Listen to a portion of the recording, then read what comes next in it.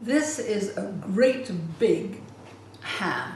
It would feed 40 people. I just think it makes the most wonderful party dish. You get a huge great pot, sink the whole ham in it, just water, bring it up to the boil and then have it just simmering, just so the water moves a little bit, and leave it there with a lid on for 2 hours before you even test it.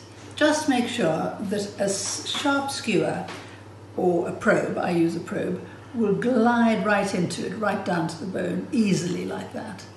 If it is resistant and bouncy, it's not cooked yet. You've got to get it out of the water. You need somebody to help you, frankly.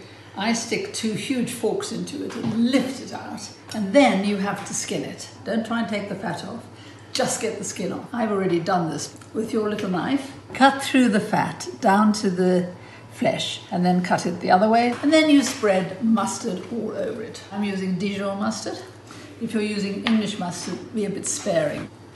I'm going to have to use the whole jar of this. And then you take whole cloves and you just stick them in every single square. It's like little nails. You just sort of pin them into the squares.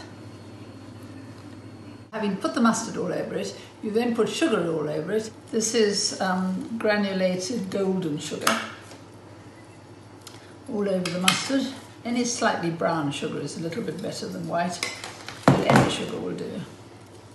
Get it all as smooth as you can. If you want to serve your ham hot, and if you've done it all while the ham is still hot, when it came out of the water, put it in a very, very hot oven. You'll only need about half an hour for it to get a lovely, sugary, crisp crust on the top. But if you want to serve it cold, which I do, it's better to use a blowtorch to caramelize the sugar. So you want the sugar to melt, like that. But you don't want to set the cloves on fire if you can help it.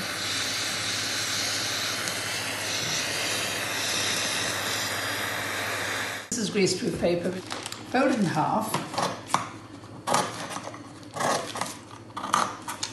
Open it out and fold it back on itself like that. And wrap it all the way around the bone. Like that. And then you can stick it with sellotape, fancy ham, with a ridiculous bow on the end.